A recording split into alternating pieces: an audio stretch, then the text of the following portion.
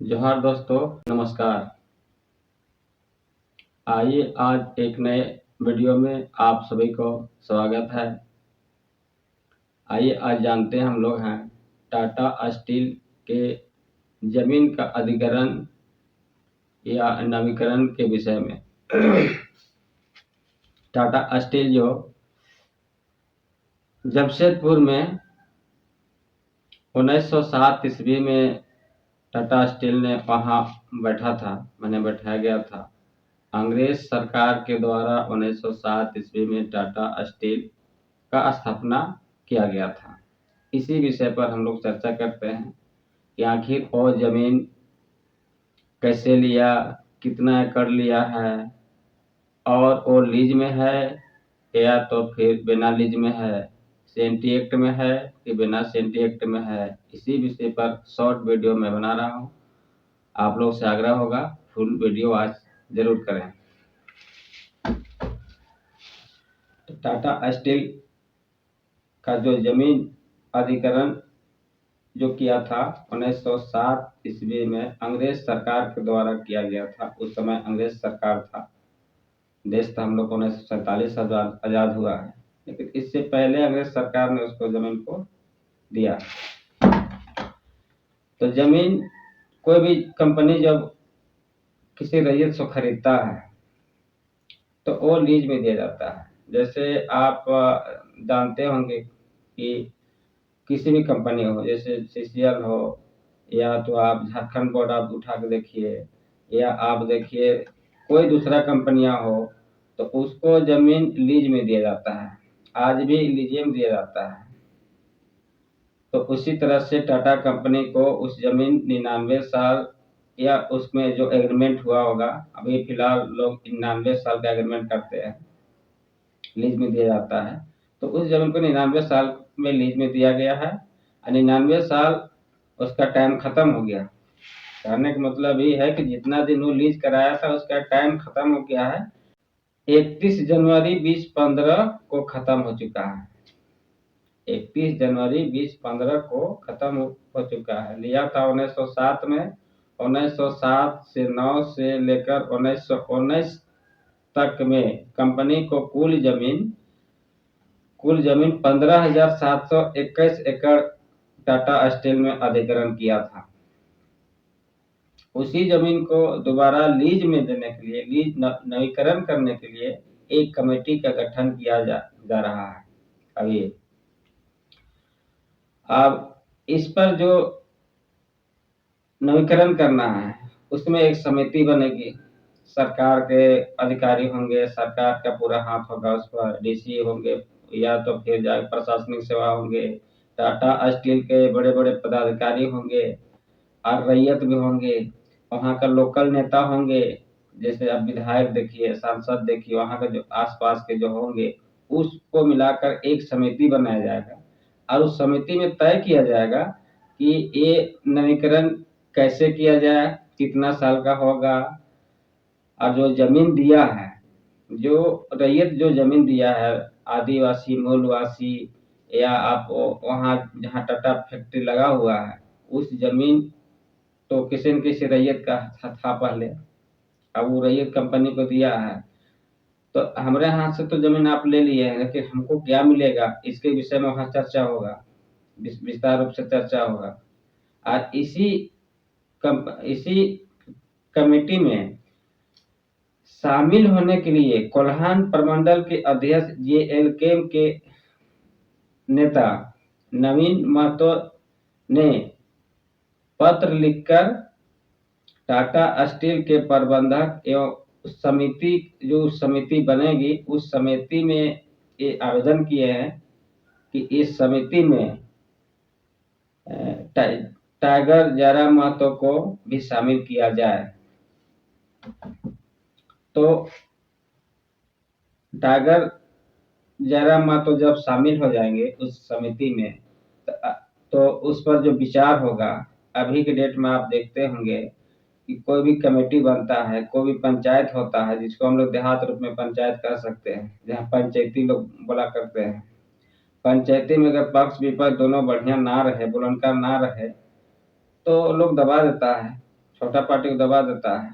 उसी तरह से टाटा कंपनी तो बहुत बड़ा समूह है, इसके पास अरबों खरब रुपये का खजाना है, लेकिन यहाँ कुछ नेता लोग जो है सो खरीद बिक्री करके साफ कर लेता है। अभी फिलहाल का आप देखिए तो जमीन जंगल या अधिकार या रैयतों के बारे में सबसे ज्यादा कौन बोलता है? जेएलके के नेता टाइगर जयराम महतो। इसीलिए जेएलके के अध्यक्ष नवीन महतो ने कमेटी में आवेदन किया है कि हमारे नेता को भी इस कमेटी में रखा जाए ताकि सही डिसीजन हो पाएगा, अन्यथा नहीं हो पाएगा। अगर आप इस कमेटी में हमारा जेएलके के नेता विधायक टाइगर को नहीं रखते हैं तो चक्का जाम करने की भी चेतावनी दिया गया है। अब हम लोग विस्तार थोड़ा सा समझते हैं कि आखिर कमेटी क्या है, कमेटी में रहने से क्या फायदा होगा, वहाँ के लोकल लोगों को क्या फायदा होगा, झारखंड के मूलवासी आदिवासी या जो भी रैयत वहाँ पर थे, जमशेदपुर में जो जमीन दिए हैं वहाँ के जो रैयत होंगे उस रैयत को क्या फायदा होगा, इसके विषय में कुछ हम लोग चर्चा थोड़ा सा करने जा रहे हैं दोस्तों। जब वो कमेटी बनेगी तो जो अभी सरकार अगर टाइगर जयराम नहीं रहते हैं उस कमेटी में तो निश्चित है, जैसे इतना दिन से लोग झोला टांग के निकल गया है, आज इससे पहले भी कमेटी बनी होगी, कमेटी में कोई निर्णय लिया गया होगा कि भाई यहाँ के जो मूल निवासी आदिवासी या तो आप जमीन मालिक जिसको बोल सकते हैं, जो जमीन जो दिए टाटा स्टील को, तो क्या उसके लिए नौकरी का व्यवस्था नहीं हुआ था?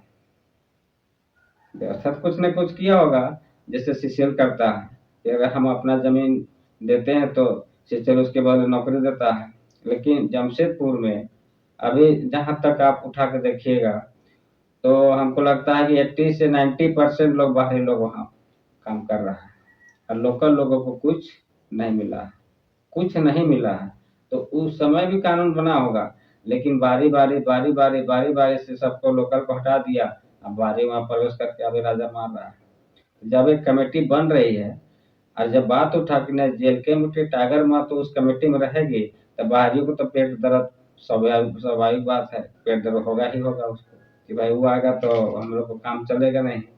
इसलिए कुछ लोग विरोध भी कर रहे हैं, लेकिन हम लोग को कहना है कि जेएलके के टाइगर महतो हम लोग का जो विधायक है वो टाइगर महतो उस कमेटी में शामिल होना बहुत जरूरी है, तभी वहाँ का लोकल मुद्दा या जमीन मालिक जिसको हम लोग आदिवासी मूलवासी कहते हैं उसका हक अधिकार सही मायने मिलेगा और वहाँ का लोकल जो जमीन दिया उसको नौकरी पैसा मिल सकता है। अन्यथा इसी तरह से आप झारखंड में कहीं भी उठा के देखिए, लोकल लोगों को क्या है, 10% है, 90% कौन है? बिहारी। बिहारी जिसको हम लोग बाहरी बोलते हैं, बाहरी लोग हावी बना हुआ है। इसी विषय पर अभी चर्चा गर्म हो गया है, टाटा स्टील का नवीकरण कराना है, मतलब जमीन का फिर से दोबारा लीज कराएगा, वो 99 साल का हो 100 साल का हो, उसमें कुछ नियम प्रावधान होगा, उस नियम को तय करके वो लोग दोबारा नवीकरण करने की अभी मतलब ये 2025 से 26 तक में उसको कर देना है। और उसी कमेटी में जयराम महतो को शामिल करने के लिए नवीन महतो ने आवेदन किया है। अब देखिए आवेदन उसका स्वीकार होता है नहीं होता है, ये तो देखने वाली बात होगी, और वीडियो के माध्यम से मैं आपको अपडेट करा दूंगा, जानकारी दे दूंगा, इसके लिए आप निश्चिंत रहे। लेकिन मेरा एक प्रश्न है कि टाइगर जयराम महतो को उस समिति में शामिल होना बहुत ही बहुत जरूरी है। आप कमेंट में लिखें जो हम बोल रहे हैं क्या ये सही है कि नहीं सही है। अगर टाइगर जयराम महतो वहाँ शामिल नहीं होते हैं फिर खरीद बिक्री होगी, जितना विधायक सांसद है, जितना नेता मंत्री हैं, ईसीडीसी जितना है, सब खरीद बिक्री में टाटा के पास पैसा कमी थोड़ो ना है, वो मनमानी जब चाहे तब किसी को खरीद लेगा पैसे से, लेकिन खरीदाने वाला, बिकने वाला नेता एक ही नहीं है, टाइगर जयराम। वो नहीं खरीदा जा सकते हैं। सही जगह पर रखेंगे तो वहाँ के जो लोकल हैं, जो जमीन दिए हैं, जिसको मूलवासी आदिवासी हम लोग बोलते हैं, जो झारखंड के रहने वाले हैं, यहाँ के निवासी, अस्थायी निवासी, उसको रोजगार मिलना चाहिए। उसमें कुछ प्रावधान होगा ना भाई उस पर। उसमें प्रावधान है कि सबसे पहले जो जमीन दिया उसको आप रोजगार दीजिए, जीने का साधन दीजिए। उसके बाद अगर जमीन आप ले लिए हैं तो कि आवासीय का भी प्रावधान है, आवास भी आप उसको बना दीजिए, बिजली दीजिए, सड़क दीजिए, पानी दीजिए। लेकिन अभी आप जमशेदपुर जाकर देखें तो बाहर के लोगों वहाँ मजा मार रहा है, लोकल लोग को पता नहीं है कि लोकल यहाँ है कि नहीं है, तो भी कोई पता नहीं चलता है। दादागिरी किसका चल रहा है? बाहरी लोगों का चल रहा है। इसलिए हम चाहेंगे कि दादा टाइगर को उस समिति में रखा जाए, और नहीं रखता है तो हम लोग आंदोलन करने के लिए बाध्य हो जाएंगे। मजबूरीन हम लोग को आंदोलन करना होगा। और झारखंडी को मैं बार बार चेता रहा हूँ, बता रहा हूँ कि अभी भी जाग जाओ, अन्यथा बहुत तो नुकसान हो गया है। अगर अभी नहीं जागो तो आने वाला दिन में आपको कुछ नहीं हो पाएगा। ऐसा नेता शायद सैकड़ा में एकाध पीस ही मिलता है। बार बार कहते हैं तो 81 को विधायक, लेकिन कोई नहीं बोलता है जमशेदपुर के बारे में, टाटा के बारे में, चाहे किसी कंपनी के बारे में, कोल इंडिया के बारे में, झारखंड बोर्ड के बारे में, या रेलवे बोर्ड है। बहुत सारा कंपनी है, केंद्र सरकार का भी जमीन अधिग्रहण किया है, राज्य सरकार भी अधिग्रहण किया है, कुछ लोकल कंपनियां भी है, छोटे छोटे कंपनियां, कोई बड़ा कंपनियां है, टाटा बिरला जिसको हम लोग बोलते हैं, डालमिया है, या बहुत सारा कंपनी है। लेकिन हम लोग रूल को ना समझते हैं, और नहीं समझने के चलते हम लोग को कहीं न कहीं आदमी को मैंने अंधा बना करके रखा है, अब बाहरी लोग हावी हो जाता है। जोहार दोस्तों, नमस्कार। नेक्स्ट वीडियो में मिलेंगे। आप कमेंट करके बताएं कि जो हम बोल रहे हैं क्या सत्य है या नहीं सत्य है। दूसरी बात यह है कि जेल कैंप कि जो टाइगर महतो है, विधायक टाइगर महतो को उस कमेटी में शामिल होना चाहिए कि नहीं होना चाहिए, ये आप कमेंट में जरूर बताएं। धन्यवाद, जोहार।